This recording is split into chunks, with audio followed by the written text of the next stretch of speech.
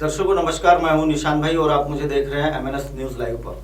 जैसा कि मैं जब भी इस चैनल के स्क्रीन पर आता हूं तब आपके सामने एक नया विषय लेकर आता हूं। आज भी आपके सामने एक नया विषय लेकर आया हूं। विषय काफ़ी गौण जो उत्खनन होता है, जो खनिज होते हैं, जो जमीन में से मुरूम मेटल निकाले जाते हैं और यह निकालने के पीछे का मकसद जो होता है उस पर मैं आज आपके साथ चर्चा करने वाला हूँ।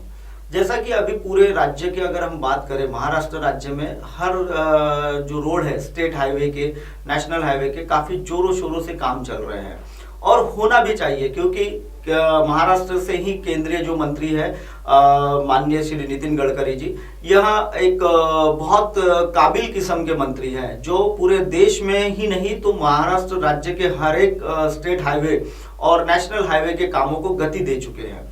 और ऐसे गति के समय में ही अगर गौण खनिजों का उत्खनन कराकर अगर बड़े पैमाने पर सरकारी पैसों का जो निधि है, जो सरकारी रॉयल्टी है, इसे अगर डुबाने का काम चल रहा होगा तो कहीं ना कहीं सरकारी अधिकारी और जो ठेकेदार होते हैं सड़कों के निर्माण के, वह कहीं ना कहीं इनकी मिलीभगत में भ्रष्टाचार को एक बहुत बड़ा अंजाम दे रहे हैं।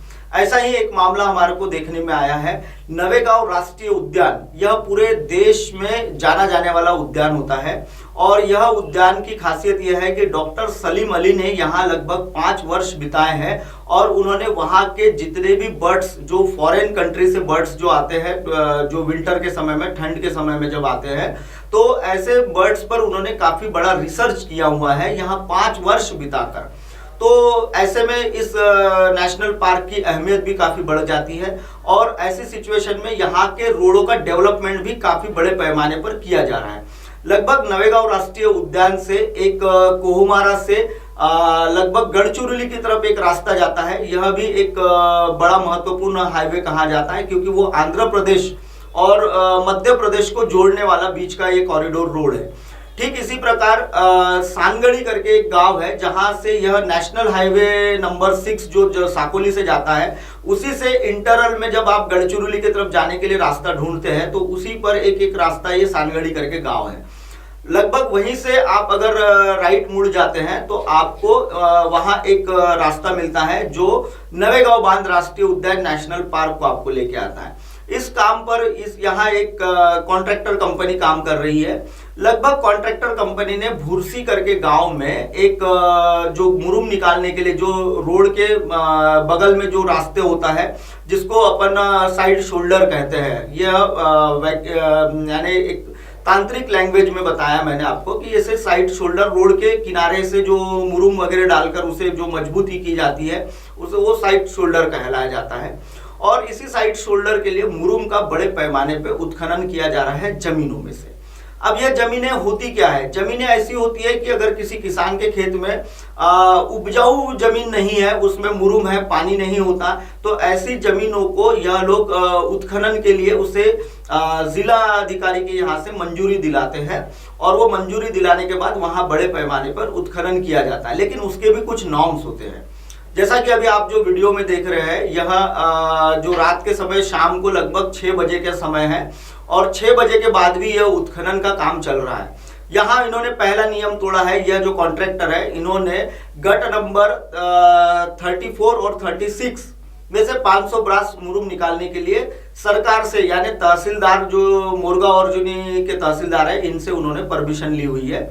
और आप जैसा अभी देख रहे हैं, ये शाम को 6 बजे के बाद यह काम बंद कर दिया जाता है, क्योंकि जो भी उत्खनन करना है या कोई भी जो सरकारी जमीन या सरकारी माल जो होता है उसे अगर आपको कहीं ले जाना है, ट्रांसपोर्टेशन करना है, फिर रेती हो, गिट्टी हो, मेटल हो, जो भी हो, इन्हें आपको सुबह 6 बजे से शाम के 6 बजे तक की ही अनुमति दी जाती है ट्रांसपोर्टेशन की या उन्हें निकालने की।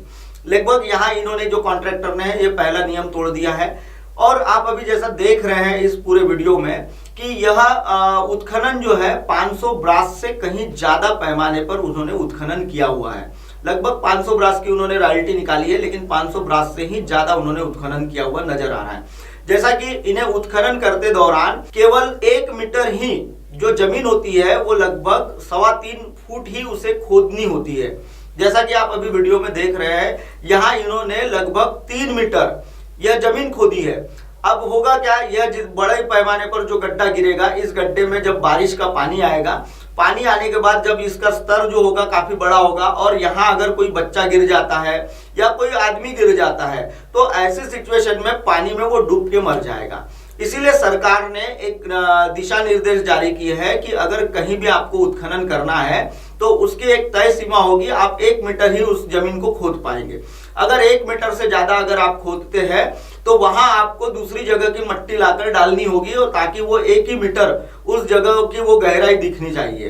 तो यह देखिए इन्होंने दूसरा नियम तोड़ दिया हुआ है। लगभग इन्होंने 500 ब्रास की रॉयल्टी निकाली है और जब इतने बड़े पैमाने पर इन्होंने जो उत्खनन आप वीडियो में देख रहे हैं, यह उत्खनन बड़े पैमाने पे किया गया है ना। लगभग यहाँ से इन्होंने 3 से 4 हजार ब्रास मुरुम निकाली हुई है। जैसा कि आप अभी देख रहे हैं इनका जो काम है बड़े पैमाने पर यहाँ चल रहा है। ट्रक आप देख रहे हैं, ट्रक कैसे आ रहे जा रहे हैं।